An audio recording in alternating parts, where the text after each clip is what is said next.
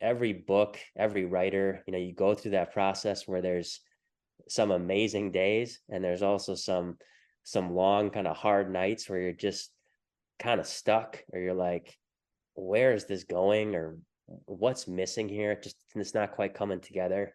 But that's the journey of writing a book. And I think any good writer, I guess even any bad writer, you go through those experiences, and that's part of that's just part of what you look back on, is when you see somebody reading the book, or you see a review on Amazon, and nobody knows that it's like, well, shoot, I sat and stared at my computer screen at 2 a.m. back in October, debating what to say there. You are now listening to the podcast where authors inspire listeners to become authors, the Going North Podcast. I'm your host, certified self-leadership trainer, best-selling author, and book enthusiast, DomBrightmon.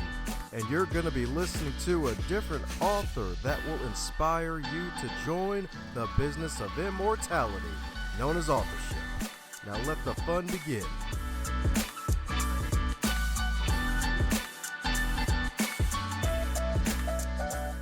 Today's episode is sponsored by both books, Going North, Tips and Techniques to Advance Yourself, and the follow-up bestseller, Stay the Course, The Elite Performer's 7 Secret Keys to Sustainable Success. Head over to Amazon.com, pick up both books. They are available in a trifecta of paperback, audio, and ebook. Cop all three of both and be on the lookout for another book from yours truly to help podcasters succeed. Now let's get on with today's episode.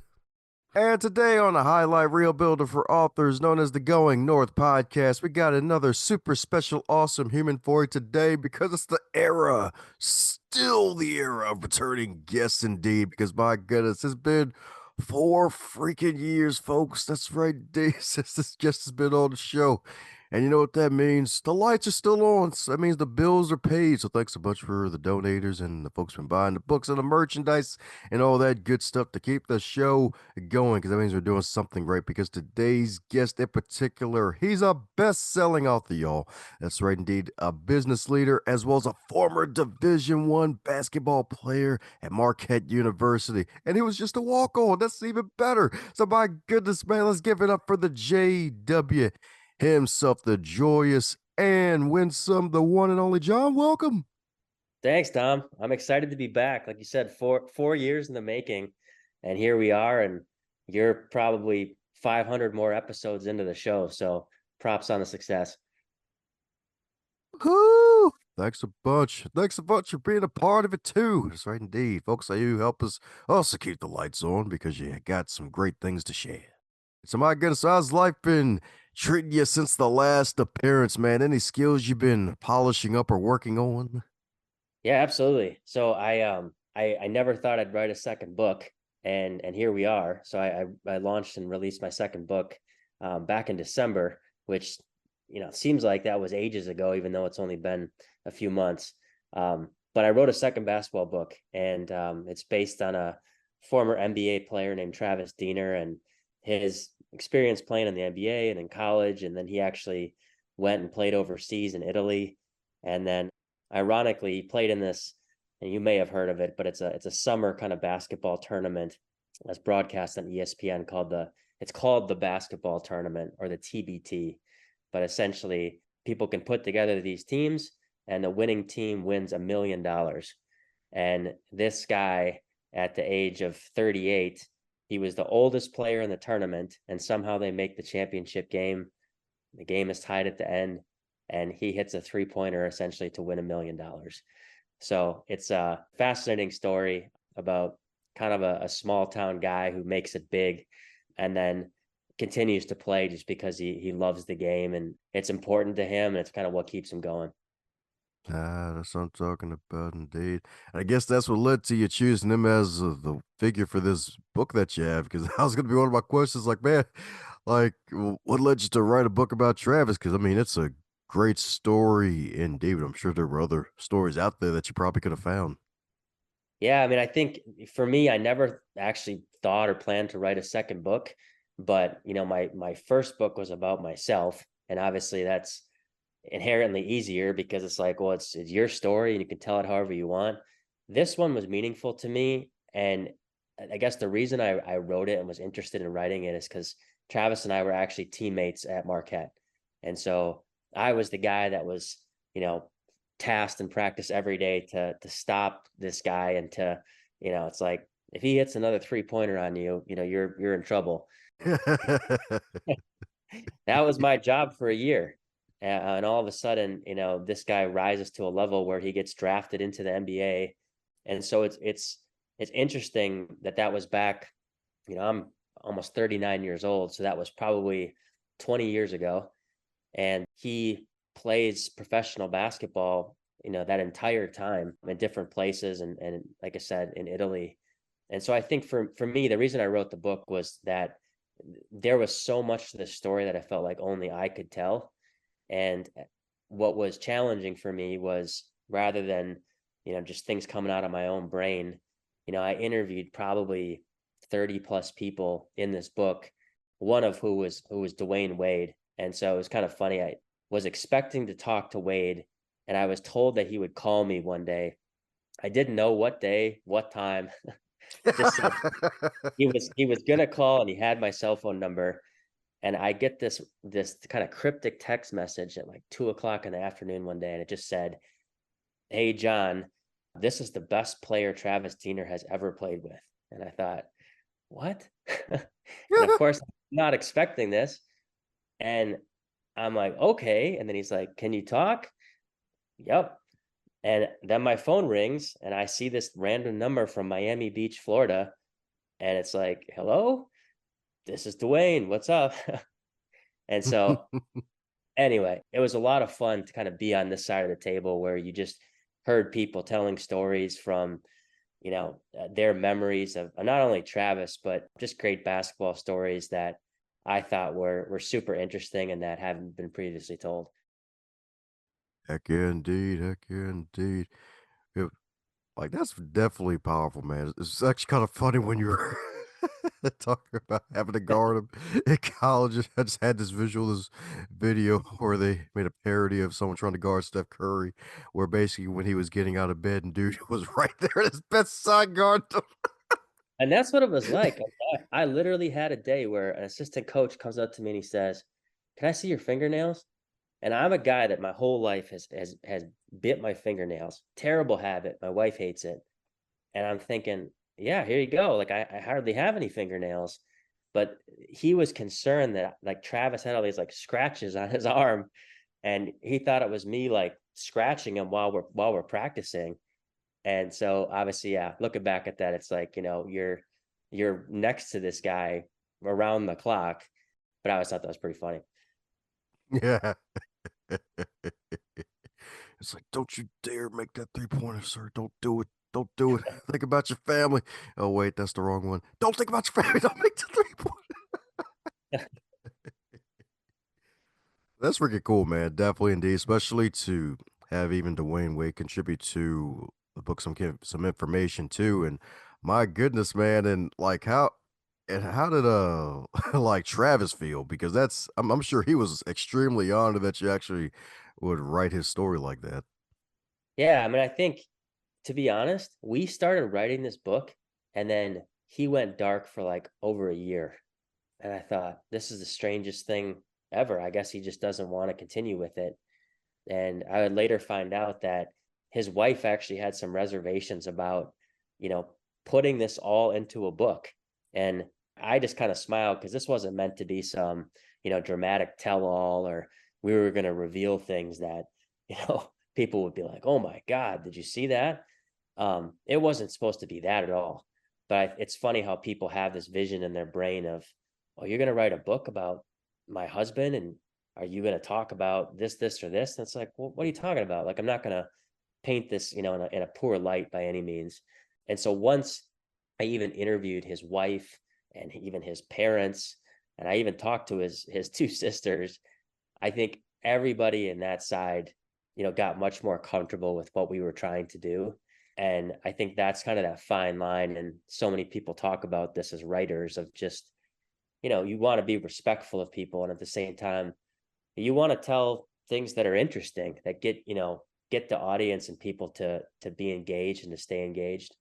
And so, there were, I think that's what brought the idea of just, we really got to talk to a lot more people here, because it's one thing for some of these folks to give me almost kind of like canned information, like it doesn't have that kind of juice versus, when I talk to some people, even from like Italy, they're like, this dude was a bad man. And let me tell you why, um, and I love that. And there were stories about, things that happened all over the world. And I think one of my favorite ones is these guys were playing in Belgrade, Serbia, and they described it, and this is his teammates talking, as like the scariest game they've ever played in their lives. And basically, the halftime buzzer rings, and it's a tie game, and the fans just start throwing things all over the court, and things are raining down from the upper deck, and it's not just like paper, it's like car keys and things that could hurt you. And so security guards are out there, and they're escorting all these players and coaches like into this tunnel, and it's just this big chaotic event. And of course, in these gyms, people have like full drums, it's almost like being at a soccer game, only indoors, so it's loud. And so some of these other players are like, we're fearful for like our lives. And they're standing under this tunnel, and they look out, and there's this one guy that's just standing at half court, like yelling at the fans, and it's Travis.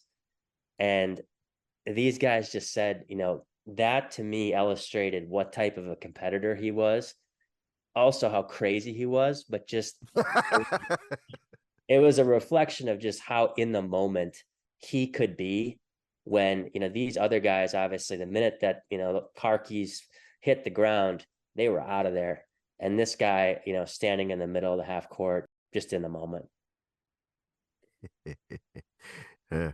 I kind of don't blame him though, because it's like, dude, we're about to freaking win. We're freaking tied. Why y'all ruining this? What's wrong with you? Yeah, exactly. That's freaking awesome, dude. Like, that's definitely awesome indeed. So, my goodness, so it was probably the most challenging thing about putting the book together with all the stories you were able to acquire. Yeah, I mean, I think at the end of the day, the first one was much easier from a storytelling perspective, because it was my story. I think anytime you kind of flip that lens, and all of a sudden you become the interviewer, you obviously want to quote people correctly and make sure things aren't taken out of context. And sometimes that kind of requires like, is this what you're trying to actually say, just so I get it right. So that had its challenges, but I think, once you write your first book, writing the second one is certainly easier, just because, number one, that you can do it. And so, just even putting the book together and designing a cover and editing it, and kind of all the things that put the polish on a finished product, I knew how to do that. So that made it a little bit easier. But, I think at the end of the day, every book, every writer, you go through that process where there's some amazing days, and there's also some long kind of hard nights where you're just kind of stuck, or you're like, where is this going, or what's missing here? It's not quite coming together. But that's the journey of writing a book. And I think any good writer, I guess even any bad writer, you go through those experiences, and that's part of that's just part of what you look back on, is when you see somebody reading the book, or you see a review on Amazon, and nobody knows that it's like, well, shoot, I sat and stared at my computer screen at 2 a.m. back in October, debating what to say there. Um, Right. but that's the stuff that happens behind the scenes, and it's, people think I'm sitting in this like glorious office with this huge, desk, and it's like, no, I'm like sitting on my couch in a hooded sweatshirt in the middle of the winter, knocking this thing out. So it's not always as grandiose as people make it out to be. Oh, I hear you, man. I definitely hear you. 'Cause it's like, oh yeah, Division 1 basketball player, man, successful best-selling author, like father, husband, man. He's probably got a sweet office, probably got the best freaking computer ever, so that way he can do his work seamlessly. My man's probably like making threes metaphorically through his writing. Like, it's probably perfect. It's like, nah. Random cursor blinking at me. Exactly. Yeah, I get up and I step on my toddler's toys, and it's like, man, this whole room is just a mess. But that's the life that we live. Heck yeah, indeed. Heck yeah, indeed. So, my goodness, my goodness. So, with everything with the book writing and publishing process, is probably some marketing that we all have to do to make sure our book succeeds. So, my goodness, is there anything that you learned from your first book that you applied to the second book, whether it actually is passed or failed, where it's like, oh, well, I tried that marketing tactic for Walk on Warrior, but this one, nah, I ain't doing that for this one because that one failed. Let's try something different. Yeah, I mean, my day job is as I work in e-commerce, and so these two things really kind of mix nicely. Where during the day, other people and other brands pay me to help them sell more products online, and so this is kind of the perfect storm where it's like, all right, if I have my own product, what would I actually do? To your point, and I think the best advice I can give to anybody would just be it's really a web of activities. If you think of a massive spider web and you think of all of the different things you can do, whether it's podcasts or maybe writing an article for another site, running Amazon ads, running ads through social or making sure you have a good organic presence on those channels. All of those things combined, they give you legitimacy, and they give you legitimacy in Google, and they help you get found, and they bring you audiences that you maybe never thought that you'd ever get. I mean, I'll never forget this. I got a request a couple of years ago to be on a podcast in Israel, and I thought, Israel? Like, what?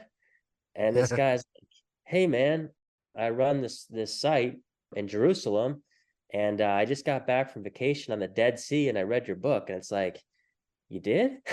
How did you get it? And Nice. but those are the types of things where it's just like you can obviously dramatically increase your reach. And I think that's just the beauty of the internet, is just that fact that you can have really a global business, like we said, from sitting on your couch and having an internet connection. But you gotta make the effort, and you gotta put yourself out there, and you have to be willing to talk and to write. And in a lot of ways, the work is more than when you were actually writing the book, if you want the book to do well. Sweet. That's what I'm talking about, indeed. That's what I'm talking about, indeed. And speaking of books to succeed, I hear you got this new wonderful site, which is probably, who knows, maybe even new business, though. Wonderful books about sports.com. So, my goodness, so what led to this one, man? Was it just from being basically elite athlete yourself and loving the books that you just read about athletes and you writing books about athletes? Like, what led to this a wonderful trajectory? Yeah, so it's funny how I've always read a lot of sports books. So some people say, you know, I, I wrote a good book, and now all of a sudden I'm into reading. It's like, no, no, no. Like I've been reading sports books since I was a kid, and it's always something I've been interested in. But what led to this site was, and I'm sure a lot of listeners have done this, when you look at your genre and you type in best basketball books, right? You get a you get a search result for Amazon and for Barnes and Noble.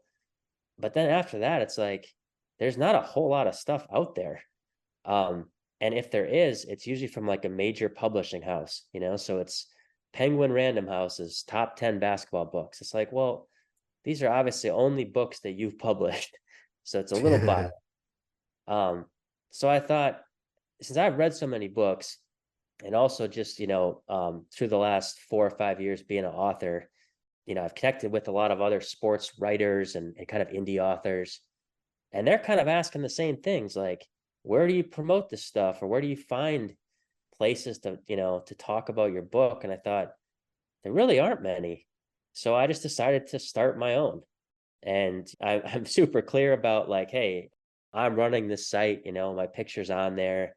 It's not like I'm promoting my own books or saying, hey, top 10 basketball books. Like, they definitely, they don't include my two books. But I think it's a great way for me and some of these other authors and friends of mine and writers and stuff to contribute, and just whether it's writing book reviews or giving their perspective on, your favorite boxing books or books about sports nutrition, or even just blog debates about, who are the top 25 players in the NBA, things like that. So it's been a passion project, but I started this thing in January, so we're only 3 or 4 months in, and it's really cool. And I've actually got some authors that have done some videos just talking about the books that they've written and why they wrote them, and just kind of giving people a firsthand perspective on what some of these books are about and why they're important. And so it's been a lot of fun. Sweet. That's what I'm talking about, indeed. That's what I'm talking about, indeed. Because, yeah, folks going to need many more outlets to get their stuff out there. Because, yeah, Amazon and Barnes Noble, Amazon especially, it's like, yeah, it's where they sell all the books that got a lot of real estate in the book world. But it's like, it needs to be more out there. And it seems like more and more folks are trying to get themselves away from just Amazon because they feel like, man, we don't like the billionaire. He's evil, man. So they're like, let's find another place to get our books out there. Yeah, I mean, I think everyone deserves, a place to kind of just tell their story, and again, kind of explain the why. Like Amazon, you go to a books page and hey, there's a paragraph on like what I want you to know about the book, but it's just a paragraph.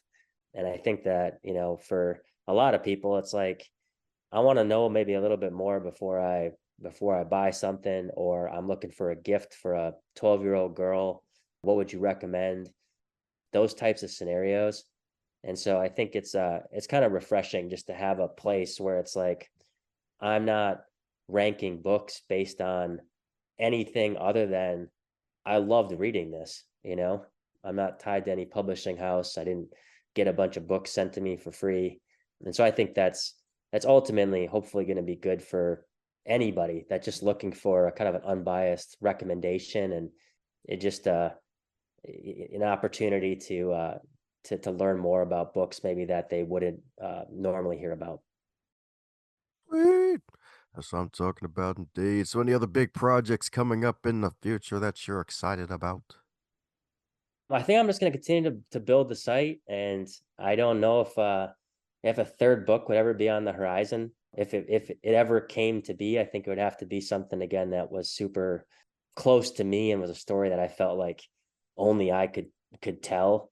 But I will say this: I think, when you write a book, or you launch a niche website or something like this, you have no idea what you're getting into until you just kind of go.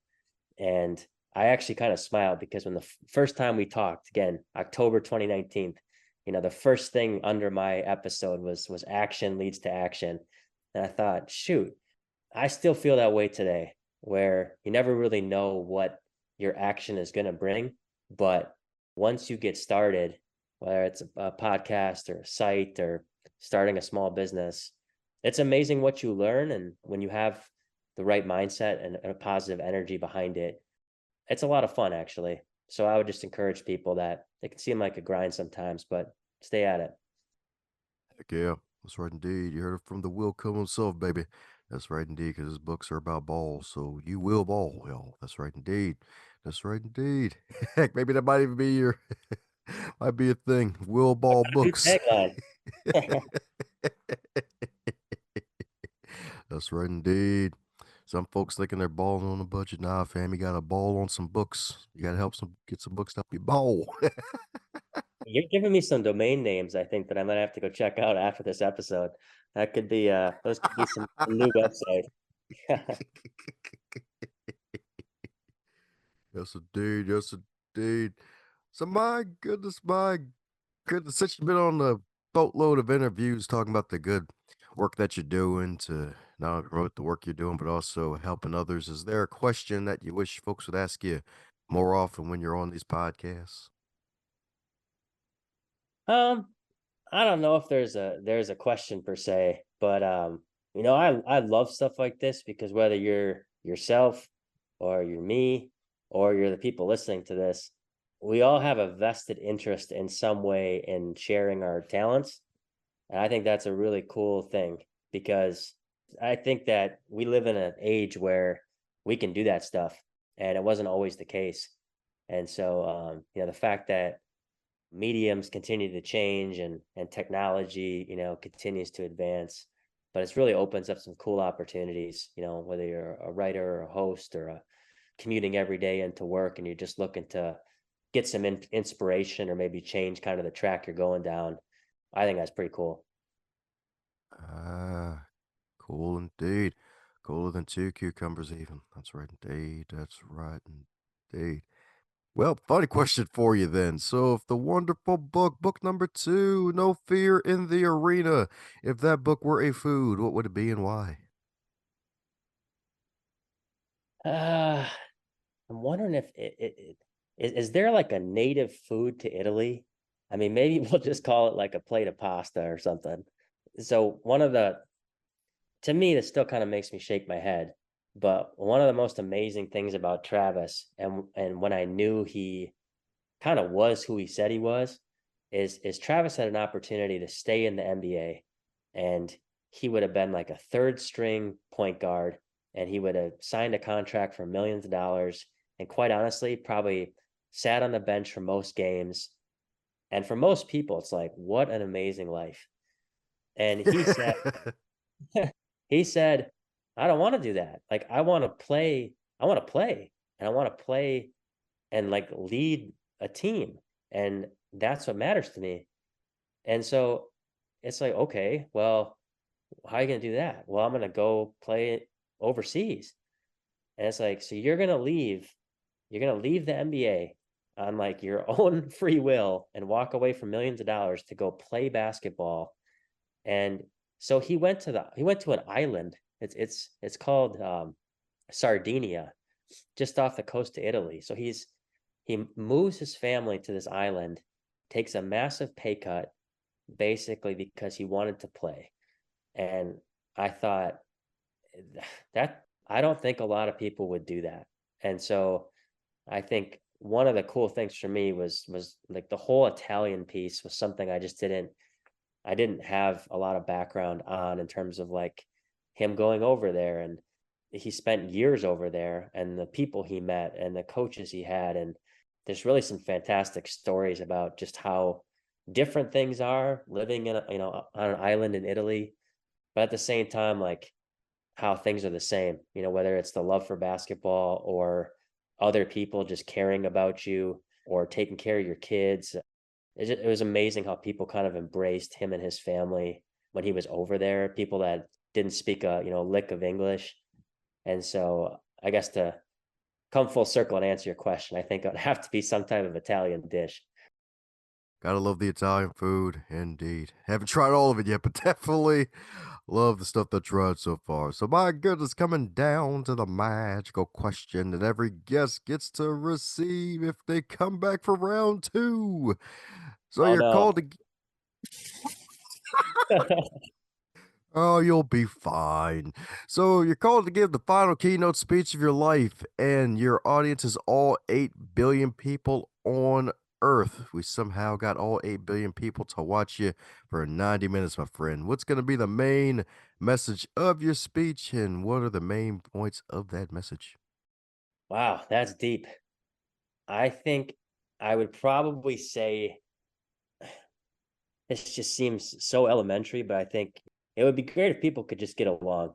And I think there's so many divisive things going on in the world around so many different topics, way more than what we have time to discuss or I have time to discuss in this answer. But I think ultimately we're put on the earth to get along with each other. It ultimately, betters our experience and the experience of those around us. And I think that it just makes for a better quality of life. And I'm not the person that's saying everything should be sunshine and rainbows, 24 hours a day. But I think if you have a positive outlook and you are genuine in your intentions, your life is ultimately better. And so are the lives of the people that you interact with. And if everybody had kind of a mindset in that way, I think a lot more issues would get solved.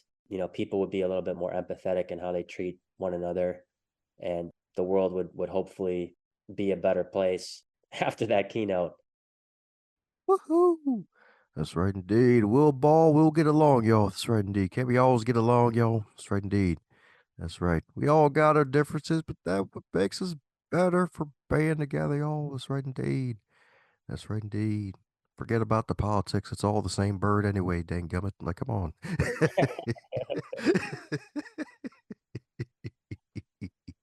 I'm with you. That's that's right indeed. Amen to that. That's right indeed. Well, except for the whole soccer football thing, that we can't get along with that. It was like, nah, it's called soccer here, dang gummit. Let me stop. Yeah, I mean, I was talking to someone this morning that I work with in Amsterdam, and they said today's a national holiday for the king, so we're actually all off. I was like, okay, that's cool. They're like, everybody wears orange, and then Huh? this guy texts me a picture of the king and the queen, and the king's got like a blue suit on, and the queen's wearing like a green shirt, and I'm like, what's up with that? And he said, well, I guess because everyone else wears orange, the queen wants to wear something else. It's like, okay. So anyway, lots of crazy things happening around the world. But if you happen to be in Amsterdam or the Netherlands today, you could wish everybody happy King's Day. There you go. I guess you can add Sacramento to the list too, There you go. huh? Look at that. Brings it full circle. There you go. When it goes full circle, you will ball. Well played. Well played. There we go. When it's well played, we will play ball. Let me see.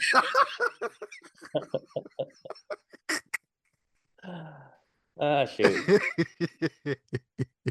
See, there you go. Shoot in the basket again. Let me stop.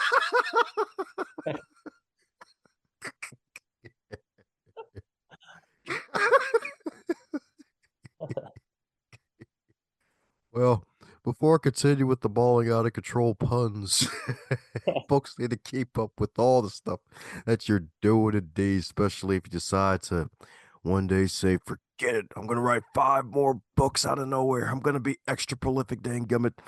I'm going to do some more things indeed. So, my goodness, for those need to keep up with your journey, in case you do that and other great things, what's the best way for folks to do so? You can reach me on Twitter, John Willkom, and then my 2 basketball books, Walk on Warrior and No Fear in the Arena, are available on Amazon and Barnes and Noble and everywhere else where you can buy books. And then if you want to look at my website, I'd love for you to check it out. It's booksaboutsports.com. Woohoo! That's right, Dave, folks. Head over to that booksaboutsports.com. Head over to his Twitter. Follow him on the good old Twitters. Indeed. That's right, indeed. Check out all the wonderful stuff that my man is doing and cop some copies of his marvelous book, indeed, especially that No Fear in the Arena, indeed. Because, my goodness, unrivaled leadership and competitive drive. Like, dude, like leadership is the jazz right now, baby. That's right indeed. So definitely pick up this book. Add it to your wonderful library, especially your leadership libraries. That way you can advance to your next level. Because John knows that you will ball once you get this book. Legendary. And the good news is it doesn't even have to be on the court. It can be in life and in business too. That's right indeed. That's right indeed. It'll be nothing but net. That's right indeed. It'll be nothing but net worth.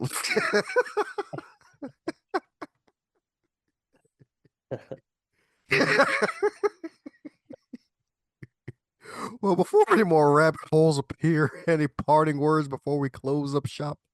Hey man, it's been 4 years, 4 years too long. So I appreciate you having me back on. And yeah, it was fun to make it to the second time guest magic question. So hopefully others will do the same. And congrats on all the success. If you're hearing this part of the episode, that means you're one cool individual. Thanks a bunch for tuning in, and if you enjoyed what you heard, be sure to share it with at least one other person in your network. Bonus points for 3. And be sure to check out the backlog too while you're at it, because there are hundreds of wonderful episodes to choose from as well.